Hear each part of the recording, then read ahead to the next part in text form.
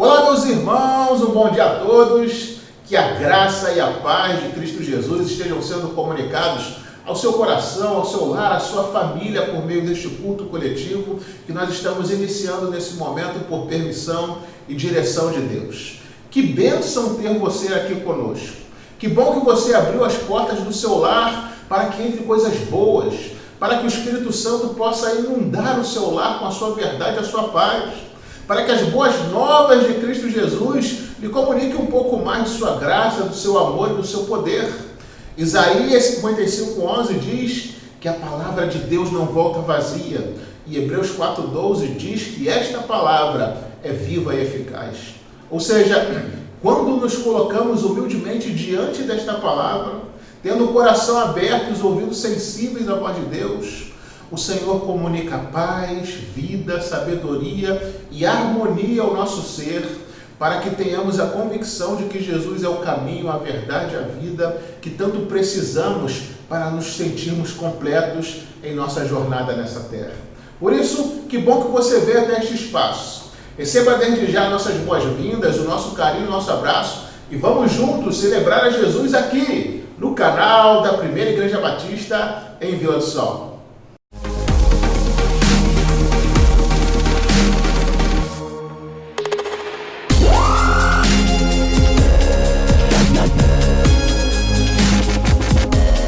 E vamos iniciar este culto com o nosso momento de intercessão. Uma das maiores certezas que Deus deixou ao seu povo é de que os seus ouvidos estariam atentos ao nosso clamor. O altar de oração está conectado ao trono de resposta. Para o Deus que nos ouve, nos ama e quer o nosso melhor, nada é impossível. Nenhum problema, pandemia ou crise é grande demais para aquele que fez os céus e a terra. Por isso nós vamos clamar a Deus e nós vamos falar com o Senhor acompanhando nesta oração a nossa irmã Maria Lina. Oremos ao Senhor, igreja. Pai amado que estás nos céus, a Ti toda a honra e a Ti toda a glória. Nós Te louvamos, Senhor, porque só o Senhor é digno de toda a glória e de todo louvor. Obrigada, ó Pai, pelo dia que o Senhor já nos concedeu. Obrigada por esse momento quando, pela bondade e misericórdia do Senhor, nós podemos clamar ao Senhor, na certeza de que o Senhor é esse Pai que sempre nos ouve. Ó Deus bendito, no nome do Senhor Jesus Cristo, nesse instante nós clamamos ao Senhor pelo nosso país. Ó Deus, tenha misericórdia do nosso Brasil. Atenda, Senhor, o nosso clamor. Tenha misericórdia das autoridades constituídas. Nós clamamos ao Senhor. Liberta as autoridades do pecado. Salva, Senhor. Salva as autoridades constituídas no nosso Brasil. Salva as autoridades constituídas também em todo o estado do Rio de Janeiro. Salva as autoridades constituídas no nosso município. Senhor Deus, muito obrigada, porque temos consciência que a misericórdia do Senhor é grande para conosco. Muito obrigada, Senhor, pela Igreja de Jesus, não só no nosso país, mas em todo o mundo. Abençoa a Igreja de Jesus. Senhor, capacita cada um dos servos do Senhor na proclamação do Teu reino. Tenha de nós misericórdia, Senhor, que a Igreja de Jesus prossiga adorando ao Senhor, independente das circunstâncias. Eu clamo também ao Senhor pelos nossos sistemas de saúde, Pai. Em nome de Jesus, coloco no Teu altar, Pai, cada profissional na área de saúde.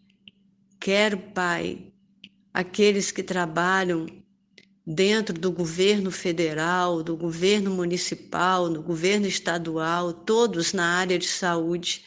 Que o Senhor tenha misericórdia, Senhor, Abençoa, Pai, todos os profissionais dessa área, que eles possam ter a consciência, Pai,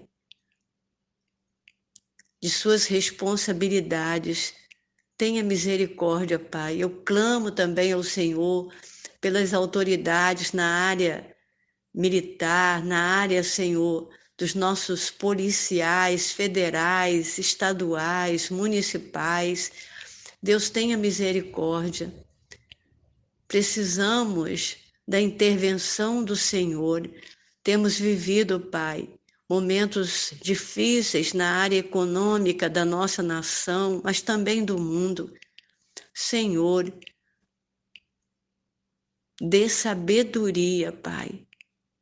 Sabedoria às nossas lideranças, em nome de Jesus, para que nós possamos, Pai, ver dias melhores na área econômica da nossa nação. Abençoa as famílias. Tenha misericórdia, Senhor. Aqueles que perderam o seu emprego, Senhor, tenha misericórdia. Abençoa os nossos empresários. Dê sabedoria na administração das empresas. Tenha misericórdia, Senhor. Nós necessitamos da intervenção do Senhor em todas as áreas político, administrativas da nossa nação. Pai querido, muito obrigada, porque o Senhor tem tido misericórdia, Senhor, do nosso país, como também o Senhor tem alcançado as demais nações, porque grande é o Senhor, Pai, que tem o controle de todas as situações. Nós entendemos que nada é desconhecido pelo Senhor, nada te é oculto. E nós entendemos à luz da tua palavra, Pai, quando o Senhor declara para todos nós que do Senhor é a terra e a sua plenitude, o mundo e aqueles que nele habitam. Nada, Senhor, é desconhecido do Senhor. Tu és o nosso Pai, que tem agido nas nossas vidas e também através de nós. Abençoa, Pai, o teu povo, abençoa a Igreja de Jesus, abençoa os nossos pastores. Muito obrigada, Senhor, por aqueles que têm tido, Pai, o compromisso de, mesmo nessa situação tão difícil, mas não se desesperaram e continuam, Pai, proclamando a palavra do Senhor. Abençoa os nossos pastores, suas famílias, dê saúde a cada um e dê também visão espiritual. Obrigada, Senhor, porque a grandeza do Senhor tem nos alcançado com poder, com graça, com bondade. Muito obrigada, Pai, e é no nome de Jesus que eu oro ao Senhor agradecida. Amém. Amém. Nós vamos agora ler a Bíblia, ler a palavra de Deus, textos muito ricos, de João 3, 16 e 17, Romanos 3, 23 e 24, e também 1 João 1, versículos 8 e 9, onde vai nos dizer assim a palavra de Deus, irmãos: porque Deus amou o mundo de tal maneira que deu seu Filho unigênito, para que todo o que nele crê não pereça, mas tenha a vida eterna. Porquanto Deus enviou o seu Filho ao mundo, não para que julgasse o mundo, mas para que o mundo fosse salvo por ele. Pois todos pecaram e carecem da glória de Deus, sendo justificados gratuitamente por sua graça, mediante a redenção que há em Cristo Jesus. Se dissermos que não temos pecado nenhum, a nós mesmos nos enganamos e a verdade não está em nós. Se confessarmos os nossos pecados, Ele é fiel e justo para nos perdoar os pecados e nos purificar de toda injustiça. E queridos, nós vamos seguir louvando a Deus com muita alegria, acompanhando agora o período de cânticos. Louvemos ao Senhor, igreja. Deus é fiel a nós. E é isso que nós vamos cantar neste momento. Fiel a mim. Vamos cantar um pouquinho da fidelidade do Senhor. Fiel a mim.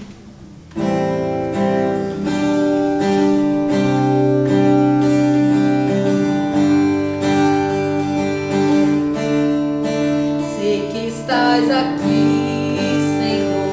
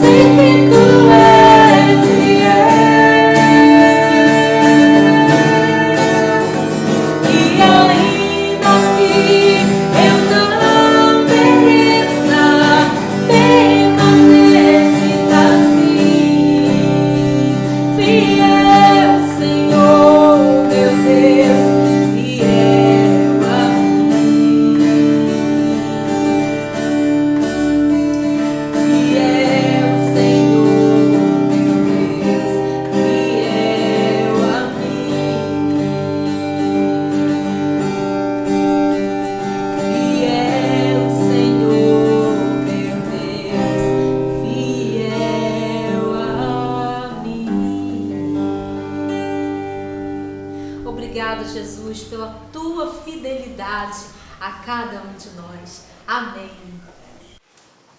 Quando Deus se faz presente em nosso barco, nós não temos nada a temer.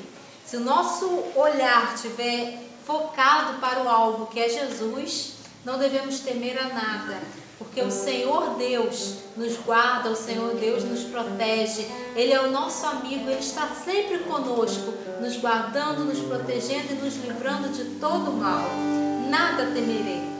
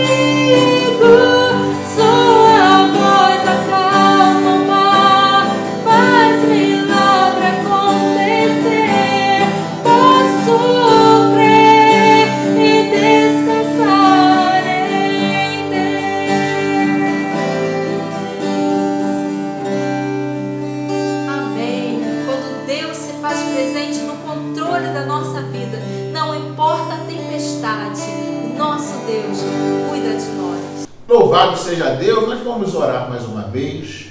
Vamos agora nos preparar para refletir na palavra de Deus e assim vamos pedir que o Senhor ilumine o nosso entendimento, que o Senhor nos dê sabedoria e discernimento, não apenas para ler e ouvir, mas para compreender, acatar e colocar em prática a vontade de Deus em nossas vidas, por sabermos que a vontade de Deus é boa, agradável e perfeita, visa sempre o nosso melhor. Por isso, devemos ter o coração aberto para deixar o Senhor nos guiar pelo novo e vivo caminho que é Jesus. O Jesus Cristo tem sempre o melhor para mim e para você. Portanto, oremos. Senhor grandioso Deus, amado Pai, muito obrigado a Deus por tudo aquilo que o Senhor já comunicou aos nossos corações por meio deste culto. E ó Deus, nesse momento que estaremos lendo a Tua palavra, nós suplicamos a Ti que o Senhor continue falando poderosamente a nossa realidade, a nossa vida, a nossa trajetória. Nos dê, ó Deus, sensibilidade à Tua voz. Nos dê sabedoria e discernimento para compreender aquilo que o Senhor quer comunicar aos nossos corações e não apenas compreender, mas colocar em prática, porque sabemos, ó Deus, que a Tua vontade, a Tua direção é sempre a melhor para nossas vidas. Continua nos guiando, ilumina o nosso entendimento, Pai, essa é a nossa oração, em nome do Teu Filho amado Jesus Cristo. Amém. Para a nossa reflexão nesta manhã, nós estaremos lendo o Evangelho de João, capítulo 1, versículos de 10 a 14. E nós estaremos refletindo nesse texto a partir do tema Jesus, o Verbo Eterno. João, capítulo 1, versículos de 10 a 14, vai nos dizer assim a palavra de Deus, irmãos. O Verbo estava no mundo, o mundo foi feito por intermédio dele, mas o mundo não o conheceu. Veio para o que era seu e os seus não o receberam, mas a todos quantos o receberam, deu-lhes o poder de serem feitos filhos de Deus, a saber, aos que creem no seu nome, os quais não nasceram do sangue, nem da vontade da carne, nem da vontade do homem, mas de Deus. E o Verbo se fez carne e habitou entre nós, cheio de graça e de verdade, e vimos a sua glória, glória como do unigênito do Pai. Jesus, o Verbo eterno. Meus irmãos, o Evangelho de João, como uma águia alçada por Deus, voa nas alturas excelsas da verdade. Atinge os cumes mais altos da revelação bíblica, penetra pelos umbrais da eternidade e traz para o palco da história as verdades mais profundas e gloriosas que o ser humano deve buscar nessa vida. Mostra com eloquência singular como o transcendente tornou-se imanente. Ou seja, como Deus que habita a glória entrou no mundo tão limitado pelo pecado. Como o infinito entrou nos limites do finito. Como o eterno invade o tempo. E como Deus veste pele humana para habitar entre nós, cheio de amor, misericórdia e justiça. Nos mostra como Jesus veio para nos acolher, nos substituir no castigo, revelar o seu amor, a sua graça e o seu evangelho e nos mostrar com a vida o caminho até Deus. Mateus apresentou Jesus como rei, Marcos como servo e Lucas como homem perfeito. João, por sua vez, apresenta Jesus como Deus.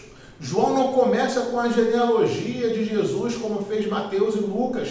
Isso porque o seu propósito é apresentar Jesus como Deus e como tal, ele não tem árvore genealógica.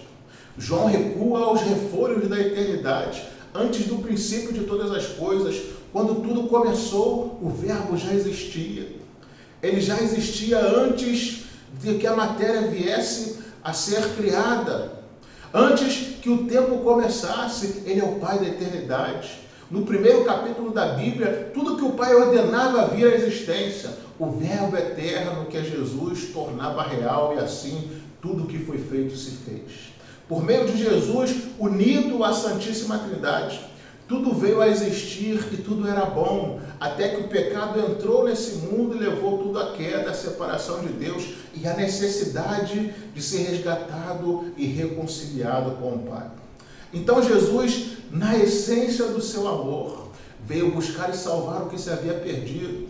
O Evangelho de João, bem como toda a Bíblia, conta a história de amor mais profunda de todo o universo, que é o amor de Deus pela humanidade, que o trouxe a este mundo disposto a dar a sua vida para salvar a quem ama. Um amor que o levou ao campo de batalha mais terrível contra os adversários mais cruéis. Um amor vitorioso que venceu o pecado, o diabo e a morte, ressuscitando em glória e mantendo vivo o convite da graça para a salvação de todo aquele que crê e o confessa como Senhor e Salvador. Mas vamos analisar a verdade proclamada nesse texto sobre o amor de Jesus por nós, aquele que é o Verbo eterno. Em primeiro lugar, irmãos, nós vemos aqui que o Verbo foi rejeitado pelos seus. O Verbo estava no mundo e este foi feito por meio dele. Mas o mundo não o reconheceu. Cristo estava no mundo invisivelmente muito antes de nascer da Virgem Maria. Ele estava desde o começo reinando, ordenando, governando toda a criação. Ele é antes de todas as coisas. Ele deu vida a todas as criaturas. Deu a chuva do céu e as estações frutíferas. Por ele, todos os reis governaram, nações se levantaram e caíram. Mesmo assim, as pessoas não o reconheceram, nem o honraram como deveriam. Ele veio para os judeus, o povo escolhido, revelou a si mesmo por meio dos profetas. Veio para os judeus que liam o Antigo Testamento e viam-no caracterizado nos tipos e figuras de tudo que havia em seu culto e com isso professaram esperar a sua vinda. Mesmo assim, quando ele veio, os judeus não o receberam. Eles o rejeitaram, o desprezaram, o pregaram numa cruz. Jesus veio para o que era seu, mas os seus o rejeitaram. Como podemos ver o Verbo de Deus no mundo em que nós vivemos hoje?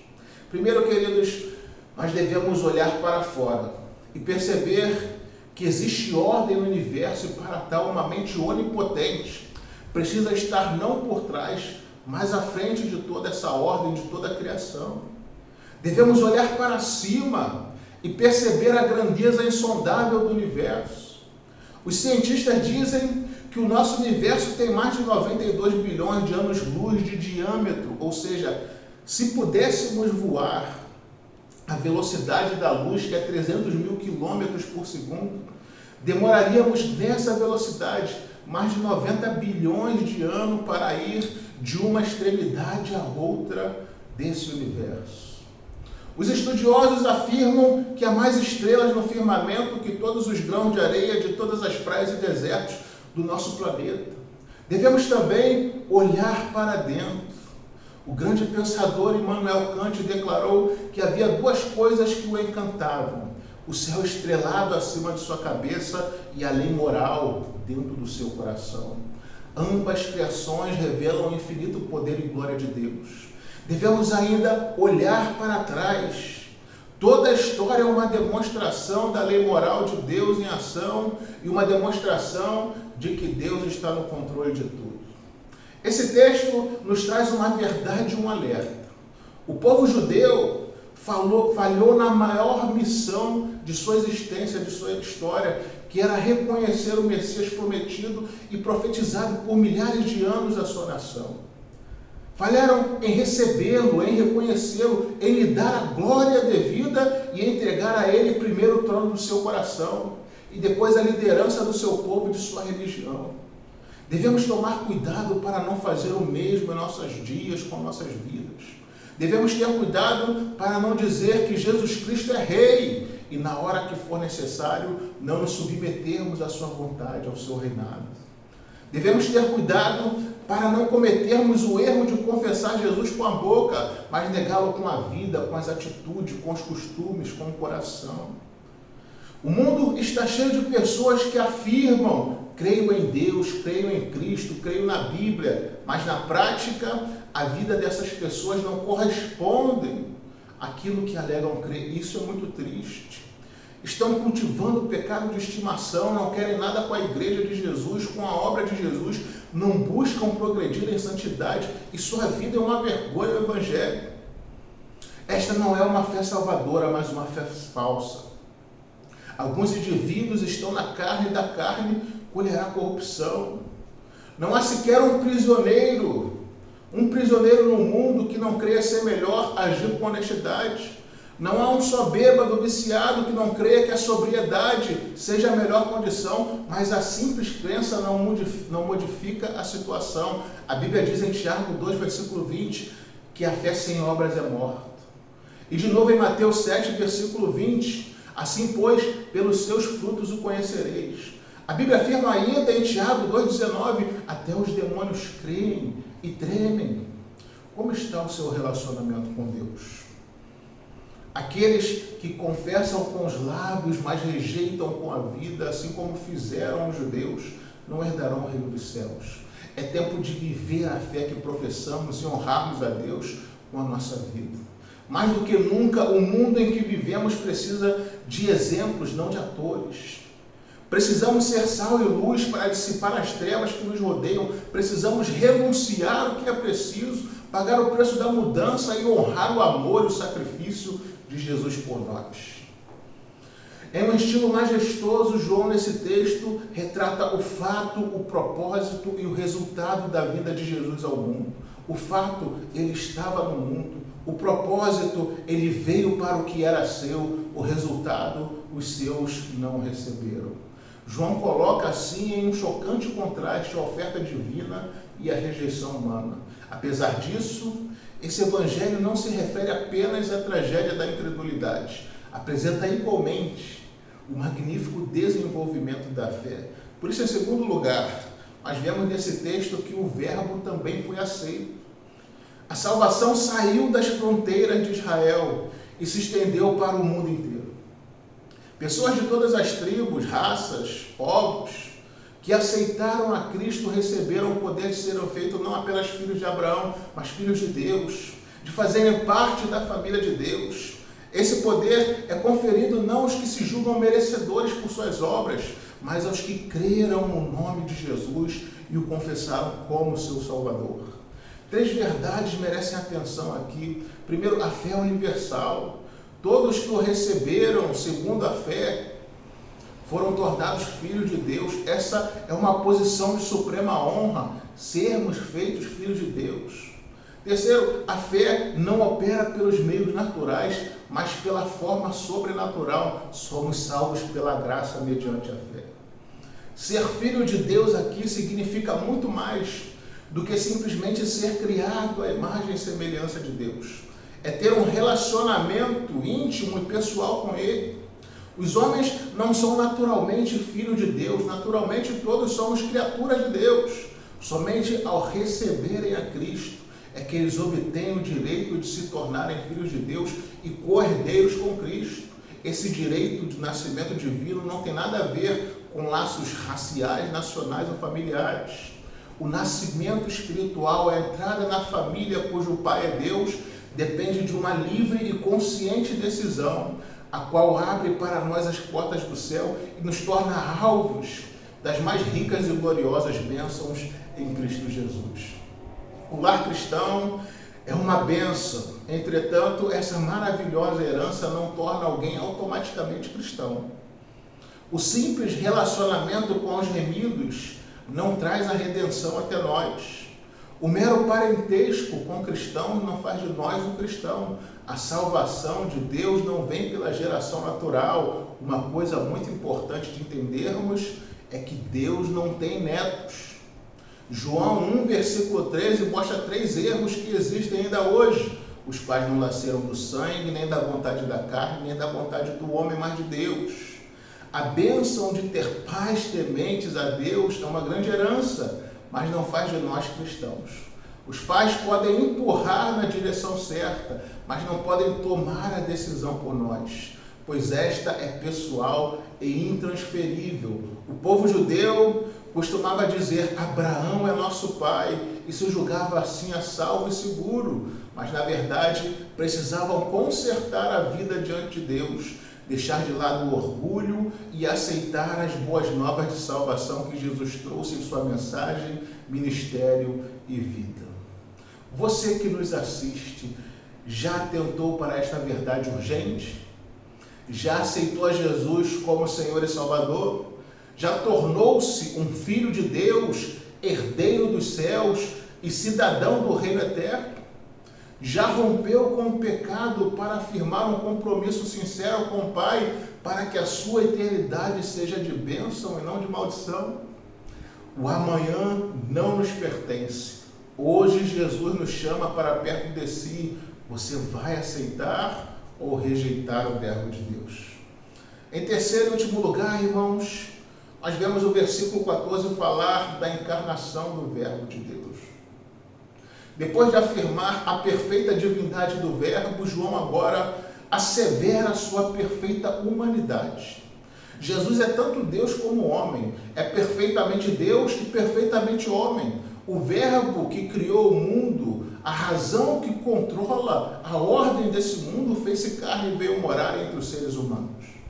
Nos dias em que João escreveu esse evangelho, ao final do primeiro século, quando já florescia ali o gnosticismo, uma perigosa heresia que atacou o cristianismo durante muito tempo, muitas pessoas tinham mais dificuldade de aceitar a humanidade de Cristo do que a sua divindade. A influência do dualismo do filósofo Platão, que ensinava que o espírito é bom e a matéria é má, permeava toda a religião e a filosofia daquele tempo. Os gregos tinham intransponível dificuldade de entender como Deus, sendo santo, perfeito, poderia assumir um corpo material, já que a matéria em si era má.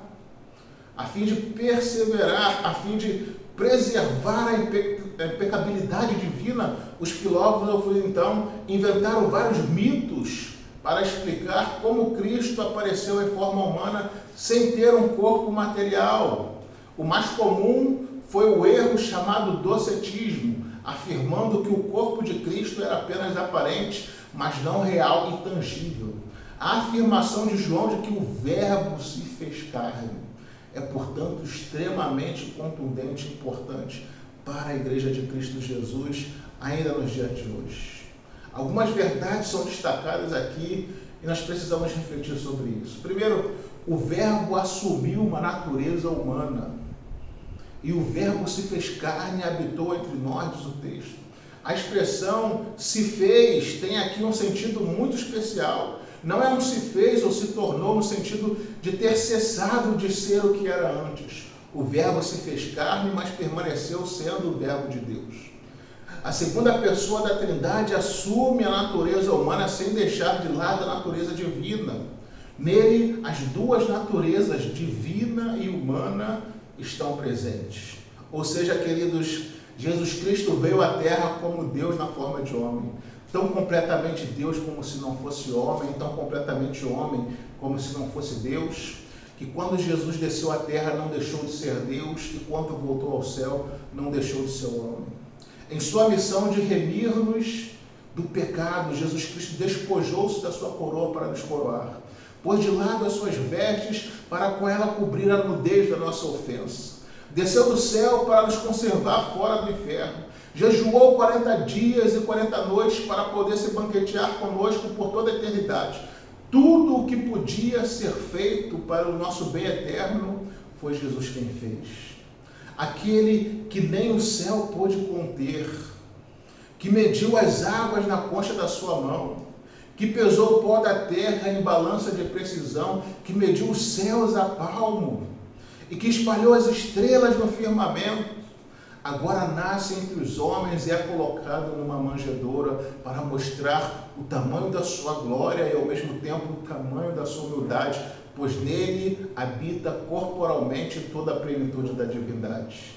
E nós vimos em Cristo Jesus a sua glória como a glória do unigênito do Pai. Que Deus abençoe e ilumine você, para que você encontre o caminho até Deus em Cristo Jesus, sendo por Ele acolhido, salvo e santificado, para desfrutar das eternas e gloriosas promessas que Deus tem para a sua vida. E que assim Deus abençoe você, Deus abençoe sua família, Deus abençoe seu dia. Amém.